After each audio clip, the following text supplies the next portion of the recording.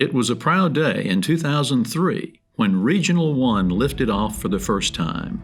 Described as a game changer, the Bell 407 helicopter allowed our Level 1 Trauma Center to save the lives of critically injured patients in a much larger area. Regional 1 became the first hospital-based air ambulance service in the Upstate. In the decades since, Regional 1 has saved countless lives by rapidly connecting patients to critical care. On July 13, 2004, an incident involving a Regional 1 helicopter became the worst tragedy in Spartanburg Regional's history. By far, that was the worst day of my professional career. While returning to the medical center from a Newberry County accident scene, Regional 1 crashed due to poor visibility. Everyone on board was lost, including pilot Bob Giard, flight nurse Glenda Tesnier, paramedic David Bacon Jr., and their patient, Alicia Goodwin. They were the hand-picked team that we had picked to start the program, and they had hearts bigger than life, and they were willing to put their lives on the line every day for our patients. Tragedy may have dimmed the turn of the century, but it seemed that nothing could stop Spartanburg Regional's progress. After a period of exponential growth, the system still looked to the future, while it continued to solidify its role as the Upstate's healthcare leader. In 2004, the Emergency Center expanded into a new 5-story pavilion adjacent to the Heart Center. This project tripled the size of the emergency department and created even more room for future growth. In 2018, the pavilion became home to multiple critical care units, and its potential was fully realized. A new chapter in hospice care opened in 2006 when Spartanburg Regional opened the $5.3 million Regional Hospice Home. It was then the only hospital-based hospice home in the Upstate. Included in the milestones of the 2000s was the opening of the Bearden Josie Center for Breast Health, dedicated to making sure that all women had access to mammography, regardless of income. And in 2008, the system opened a brand new 48-bed hospital, the Village at Pelham, an acknowledgement of Spartanburg Regional's future. Pelham was really foresightful by my predecessors. It is known today as Pelham Medical Center.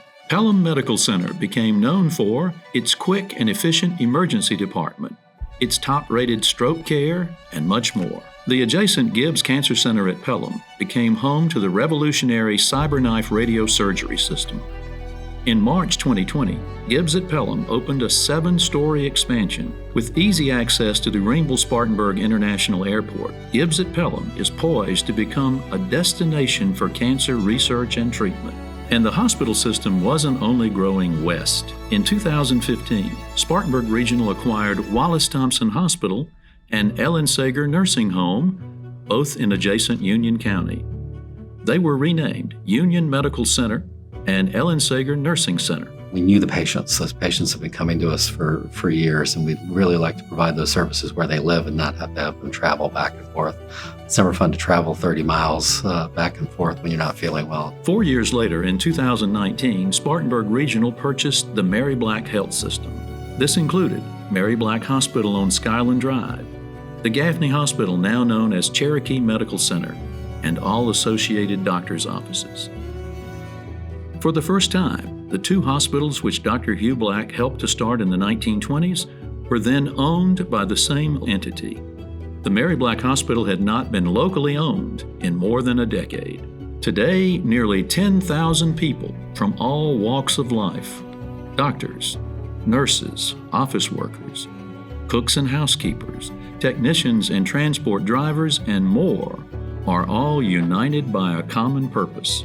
Extraordinary physician leadership over decades here. I've worked at lots of really wonderful health systems, but none more so than here. And the leaders of Spartanburg Regional remain braced for our future. Administration moved to the Beaumont Mill building in 2016. With that move came the advent of Appella Health, the management company created to improve our competitive standing in the face of an ever-changing industry. I think the future of Appella Health and Spartanburg Regional Health System are obviously intertwined, and they'll be intertwined for the next 100+ years. Our Spartanburg Regional family is stronger than ever, But the year 2020 tested that strength as never before. COVID-19 changed nearly every aspect of daily life. During the pandemic, Spartanburg Regional took extraordinary steps to protect its patients, their families, associates, and our community. Donning personal protective equipment, frontline healthcare workers provided care to all patients, including those battling COVID-19. Working long hours under stressful conditions, they comforted their patients, who were also isolated from friends and family. Together, they healed. They grieved. When a shortage of personal protective equipment was feared, prominent businesses and several school districts donated thousands of surgical masks and face shields. Community members made masks by hand when wearing cloth masks became the new norm in public places like restaurants and doctors' offices. Drive-through testing sites opened in several upstate locations. Spartanburg Regional's management team was forced to face another new and challenging normal as employees learned to work from home. As the system approached its centennial, the fight against COVID-19 remained far from over, but our associates had proved that they were more than capable of managing such a tough task. Our story? Well, it began in a soybean field back in 1921. Through World War and social evolution, name changes, and technological advancements, our healthcare family met every challenge with dedication and with pride.